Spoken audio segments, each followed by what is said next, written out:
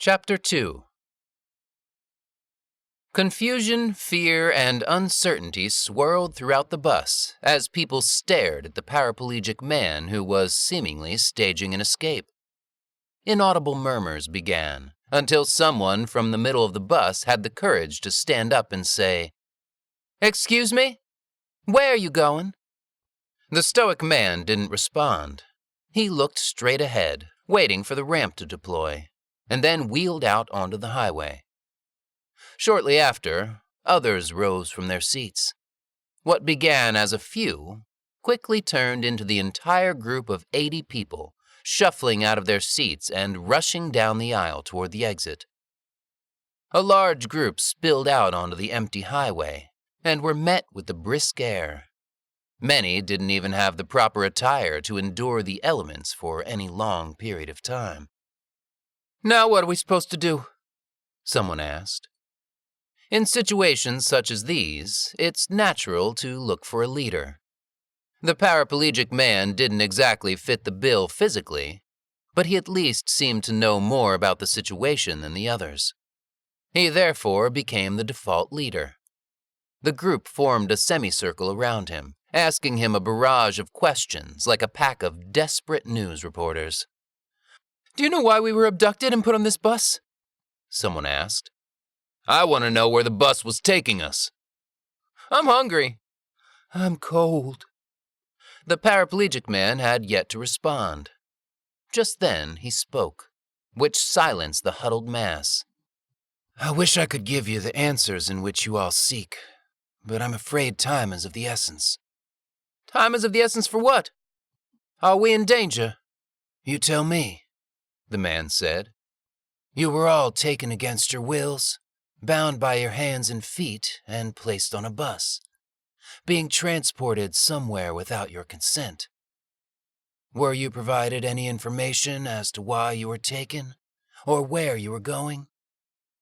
To me, this strongly suggests that we're all in grave danger, and therefore it would be in our best interest to run and hide."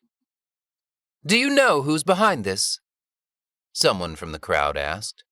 "Wait, where are you going?" another person asked.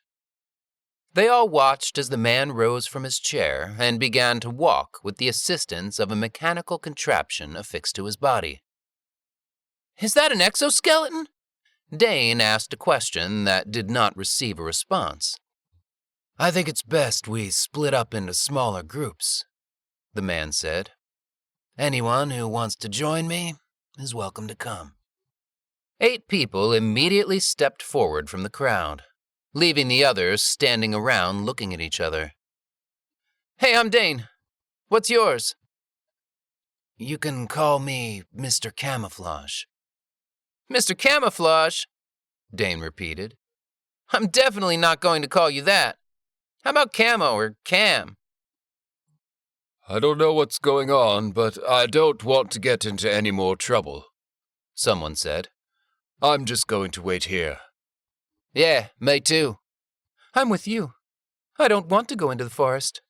I don't even know what I'm supposed to be running from." The crowd started to chat amongst themselves and form groups based on shared sentiments. Some opted to remain on the driverless bus, where it was warm, while others decided to head off on their own.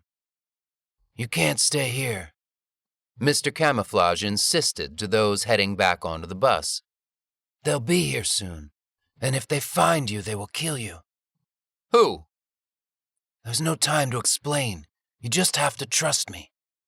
Our best chance for survival is to split up into smaller groups and hide." From the distance, the headlights of what appeared to be one oncoming vehicle sped toward the group. Upon closer inspection, there were 2 other large vans trailing behind. The small convoy of vehicles approached hastily and came to a stop. The vans were slower, but eventually caught up and pulled into position. A dozen armed men in full combat gear exited the vehicles and surrounded the bus. Establishing a perimeter, several men entered the bus with their guns raised high. There were a handful of people who had rejected Mr. Camouflage's warning and remained behind. "Who are you?" one of the old ladies on the bus asked. Without hesitation, one of the men aimed his weapon and shot her in the head, killing her instantly. A hailstorm of gunshots could be heard in the distance. Each gunshot echoed throughout the forest, sending bone-chilling shivers up the spines of the group. They knew each blast meant one of their former busmates was being killed. Dane and his small crew stopped momentarily, but were encouraged to continue. "What the hell is going on?" Dane demanded. "Were those gunshots?" "Yes, but we need to keep moving or else we're going to be next," Cam insisted, trudging through the dense forest. "It'll be dark soon. We need to get as far away from here as possible." "I don't know if I can carry on," someone from the group said. "Fine, stay here and die. But I strongly suggest we stick together," Mr. Camo said. "I think I'm having a panic attack," Dane said. "I can't breathe." "Look, Dane," a man in the group said. "I want to know what the hell's going on just as badly as you do, okay? But right now, I'd much rather live another day and see my son. There'll be a time and a place to ask questions. For now, I suggest we listen to this gentleman over here and keep moving." Dane let out a huff before setting off again to catch up with the rest of the pack. The heightened anxiety gave them all a boost of adrenaline, which helped push their bodies to their limits and continue on for as long as possible. Making their way through the forest and uneven terrain wasn't easy to begin with. Now, with the sun setting lower on the horizon, less light penetrated the dense trees, making it increasingly more difficult to see. A night chill set in, testing their resolve and inducing even more of a panic state. The naive ones of the group were quickly realizing that they would sleep outside in the cold, unforgiving night. "Hey, Mr. Camouflage," a pretty woman said, gasping for breath. "I need to stop." "Yeah, I'm with her," another one from the group said. "I'm not sure how much further I can go on. We've been on the move for several hours. I'm pretty sure my feet are covered in blisters." The group came to an agreement to settle in for the night before the sun completely set. They found a clearing amongst the trees, which appeared to be as good a spot as any. One of the men from the group took charge and said, "Can you two gather as many little sticks as you can find?" He then turned to two ladies. "We'll need to find long, slender sticks, preferably without any branches." Dane took inventory of the group. "Hey, wait, we're missing someone," he said, looking around. "There was 9 of us. Who's missing?" "The girl," one of the group members said. "The quiet girl." "What was her name?" "She didn't say." "She hasn't said anything. Has anybody seen her?" "I remember seeing her about an hour ago," someone said. "She's probably just using the bathroom.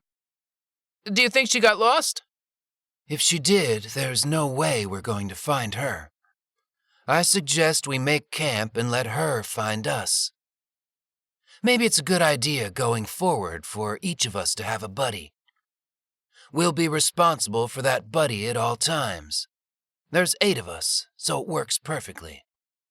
They took a minute to find partners and introduce themselves. It was the first chance they had to do that since being on the bus. Dane partnered up with a towering man with large muscles, who introduced himself as Train, an obvious nickname. The two complemented each other nicely, since Dane was lean and not as physically gifted. He made up for that by being quick-witted and creative, two undervalued qualities in a survival situation. "What do you want me to do?" Dane asked, happy to follow orders. "I need you to help me start a fire," Train said. "First, we need some large stones to make a fire pit. Then we need to gather kindle and firewood." Each pair was delegated a specific task, and everyone worked diligently to set up camp before it became completely dark. So tell me, how did you get the name Train? I got it from my football days. I was a linebacker. I don't know what that means. It means I was a protector. I guess I picked a good buddy then, huh? Yes, you did, Train said with a chuckle. Train was a bit hard to read. Standing over 6'5" with hulking muscles, he was certainly an intimidating-looking man. But so far, he seemed kind and gentle. As they worked alongside one another, Dane took notice of the tribal tattoos covering Train's skin. Among them appeared to be several military markings, common for soldiers who had endured combat. You fight in the war? Dane asked. Of course, who didn't? Well, I didn't. I'm not much of a fighter. I'm an artist. I'm more of the creative type. I'd rather write a poem about war than be in a war, if you know what I mean. War makes us all fighters. Not me. It turned me into a coward. How can you call yourself a coward? Where I come from, no man would ever speak those words. I'm not much of a man, apparently, and I'm okay with that. What do you do? I mean, when you're not fighting and looking for firewood. I do various things. It's hard to put a label on me. I hear you, brother. You mentioned your son. What's his name? Caleb. How old is Caleb? He's 10. What is that, 5th grade? 4th. Oh, nice. You have any kids? Sort of, not really. What does that mean? It's complicated. Baby mama drama? Exactly. They both shared a laugh. Carrying large stones back to camp, Dane plopped them down on the ground and began arranging them in a circle. He was sweaty and exhausted, but wanted to do his part to contribute. Just before nightfall, the missing group member appeared from the darkness without saying a word. She didn't seem pleased to see everyone, nor did she attempt to make friends. Instead, she kept to herself, sitting by the fire to stay warm. Hey, the quiet girl's back, Dane announced. Where were you? I got lost, she said. Well, we're glad to have you back, an older lady said with a welcoming smile. We came up with the idea of having a buddy system while you were away. Since there are now 9 of us, you can be in a group with us. I'm Cheryl. What's your name? Allie. It's nice to meet you, Allie. Perhaps we should all properly introduce ourselves, Dane suggested. We can tell everyone a bit about our backgrounds, what we do for a living, our education and skills. It'll help us get to know each other, but also give us an understanding of our unique strengths and what we can offer to the group. I can go first. Everyone shuffled into position and took seats around the fire. They didn't have any food, water, or shelter, but they were at least warm. And they had each other. So, as many of you know, I'm Dane. I told you a bit about what I do for work. I'm recently single, I live alone. I would say my strengths are intelligence and creativity. I'm an ideas guy. I pride myself on being an outside-of-the-box thinker, so I'm sure that will come in handy at some point. When Dane was finished, the person sitting to his left went next. I'm Cheryl. I'm a former lawyer, former mayor, former a lot of things, actually. Before the war, I was the mayor of a small county. But now that county is, well, you can probably guess. I'm one of the few survivors, and I feel very fortunate about that. Currently, I'm in between roles, still trying to figure out what the next stage of my career and life are going to be. What are your strengths? Dane asked. I'd say leadership, policy, law. I'm very organized. I'm not sure what use any of those are in this environment, but I'm happy to help in any way I can. That's great. Thank you for sharing, Cheryl, Dane said. I'm Lynn. I was a surgeon, but a year ago I was involved in a devastating automobile accident, which claimed the life of my husband and crushed both of my hands. After a long and difficult recovery, I was no longer able to perform surgery. Despite that, I still have vast amounts of knowledge of the human body. I'm sure your skills will come in very handy with first aid and other ailments we may encounter. It's nice to meet you, Lynn. After listening to some of the stories, a thread stood out, but Dane waited until he heard from everyone to confirm his hypothesis. I'm Lauren Larkin. Some of you may recognize me. I was a former model and humanitarian. My strengths are being headstrong, standing up for what I believe, fighting for what's right, and ensuring everyone is treated equally and fairly. Thank you, Lauren, Dane said with a smile. It's nice to have you in the group. Okay, who's next? Train, would you like to go? My name is Train, he said stoically, in a deep and soothing voice. Is there anything else you'd like to share with the group? Cheryl asked. No? Very well then. Who's next?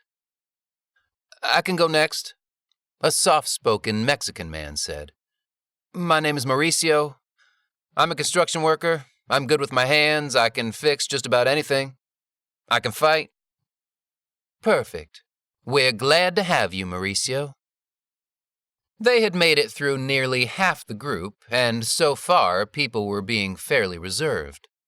They were reluctant to open up and share too much personal details. Some weren't even comfortable giving their real name. Going around the campfire, an older man who had an eccentric look was next in line. I don't know about the rest of you, but I'm starving, he said. Oh, don't mention food, Lauren said. I thought models were used to starving themselves, Dane said. Lauren shot him an evil look. What's your name? Where are you from? Cheryl asked an elderly man to her right. You can call me Professor, the man said. I'm a scientist, an inventor, and a mathematician. I hold 2 PhDs, several patents, and a long list of inventions. There was an arrogance about the professor that was off-putting.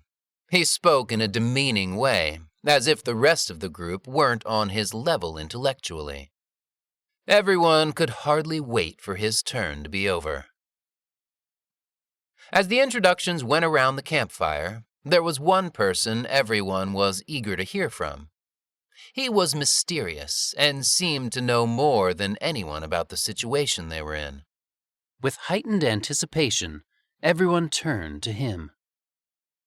I go by the name Mr. Camouflage, the man said. But if that's too long for you to say, you can call me Cam or Camo. As you can see, I'm a paraplegic. I lost the use of my legs in an accident. I'm good with computers and, well, that's pretty much it. Can you please tell us what you know about why we're all here? Cheryl said. After a brief pause, the man said, Yes. I think the time has come for you all to know the truth.